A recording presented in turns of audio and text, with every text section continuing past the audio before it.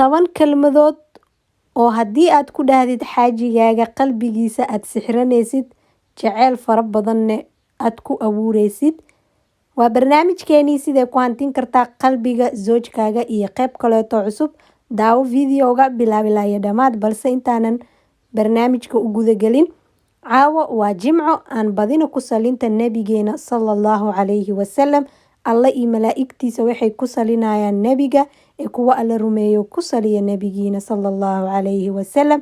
allahuma salli calaa sayidina muxamed wacalaa aali muxamed.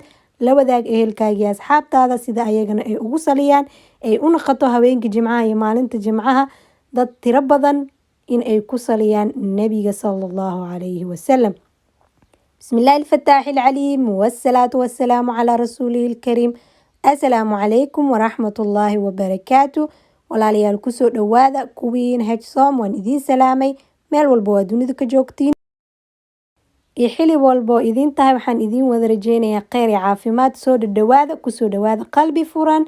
aad iyo aada u wada mahadsantiin. waa mahadsantiin inaa idiin doone marnaba kama daalay kamana caajisay. man laa yashkuri innaas laa yashkurillah. alxamdulilah. allah subxaana watacaala ayaa mahadiis kale oo ii ogolaaday inaa idiin soo duubo video kaleeto cusub anigoo caafimaad qabo.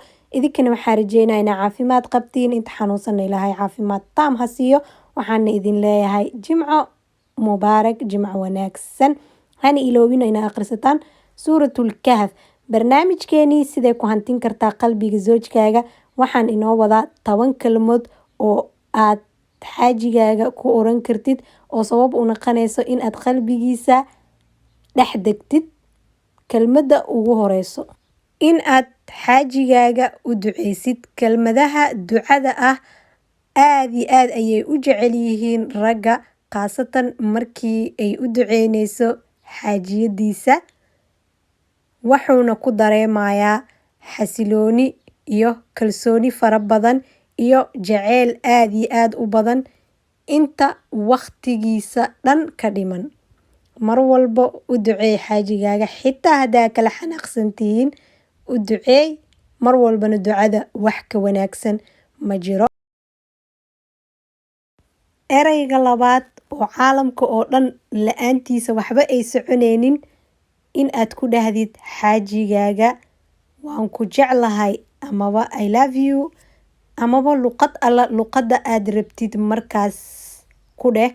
aad iyo aad ayay waxay u dareemayaan jaceyl fara badan.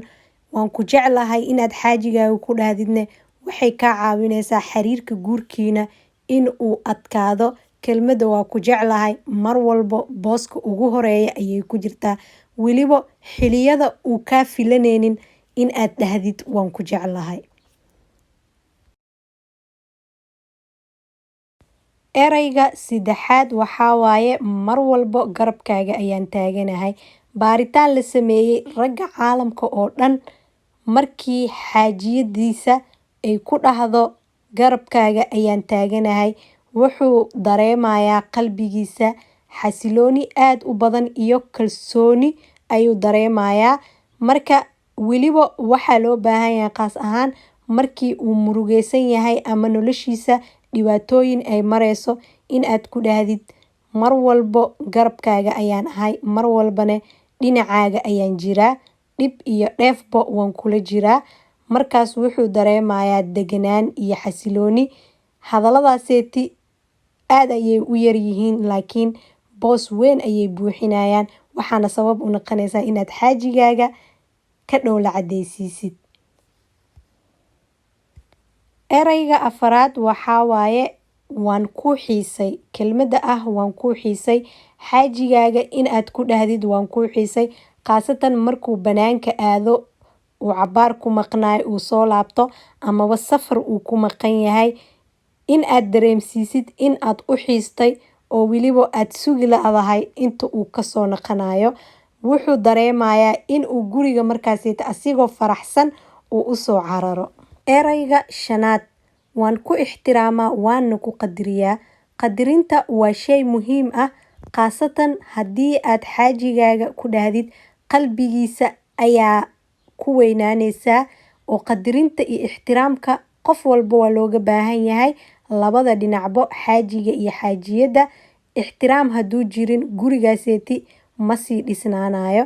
Marka isku day mar walba inaad xaajigaaga wax walba uu kuu hayo uu kuu qabtay inaad ku ixtiraamaysid kuna qadarinaysid sida ay dhexdiina jaceyl iyo raxmad ee ugu siyaado. Erayga 6 waan kugu kalsoonahay.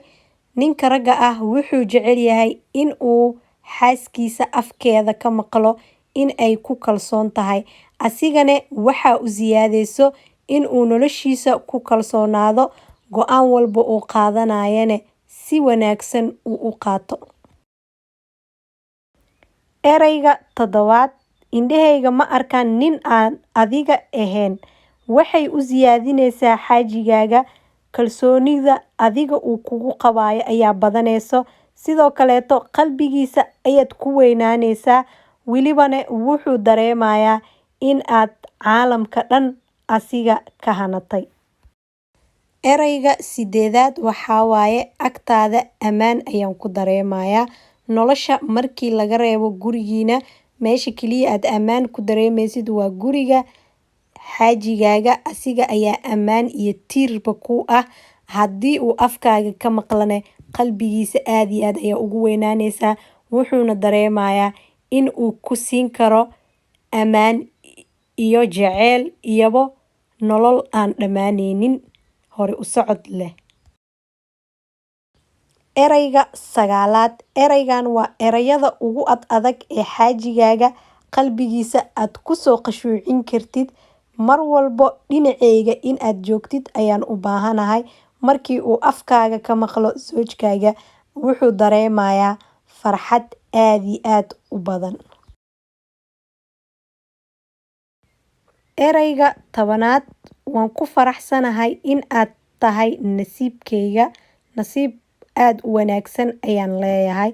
Haddii aad xaajigaaga ogeysiisid in aad ku faraxsan tahay noloshiisa, asigana wuxuu dareemayaa jaceylka midka uu ku qabo mid ka sii badan. Labada qof waa in ay isku faraxsanaadaan. Mar walbo khilaaf wuu jiraa, laakiin mar walbo inay badnaato farxadda.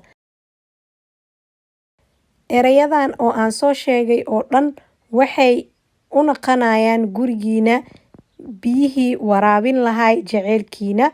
Jaceylka wuxuu u baahan yahay waraabin.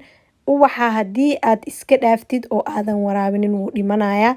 Jaceylkana waa sidaas, mar walba wuxuu u baahan yahay cusboonaysiis in dib loo cusboonaysiiyo. Marka erayadaneeti xaajigaaga u isticmaal sida aad qalbigiisa oo dhan aad u sixratid.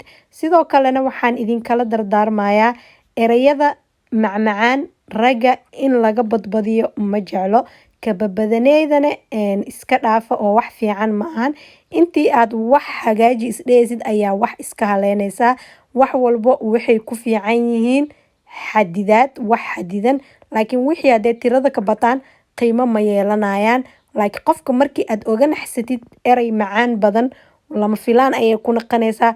Qalbigiisana boos weyn ayay ka galaysaa. Sidaas darteed waxaan idinkala dardaarmayaa erayadan oo aan soo sheegnay ee romantiga iyo jaceylka ninkaaga ku kordhinaya inuu kusii jeclaado inaadan ka badbadinin. Insha Allah waxaa Allah subxaanahu wa tacaala ka baryayaa guryaha Soomaaliyeed iyo guri walbo muslin ahbo in uu mar walbo tiirkiisa adkaado. Guriga tiirkiisana waxa kaliya adkeyn karo waa sabar. Sabarka hala badiyo. Mar walbana ducada ninkaaga u duceey. Kuligiinana duceysta insha Allah biidhnillaahi kariim. Qoys walba oo Soomaali ah waxaan u rajeynayaa farxad iyo reereen. Ilaahay subxaanahu wa tacaalana furiinka hanaga yareeyo. Zamankan aad iyo aad runtii u soo batay furiinka. Waxaan rajeynayaa barnaamijkan barnaamij dhaxalgal ah inuu noqdo. Insha Allah haween wanaagsan, jimco wanaagsan.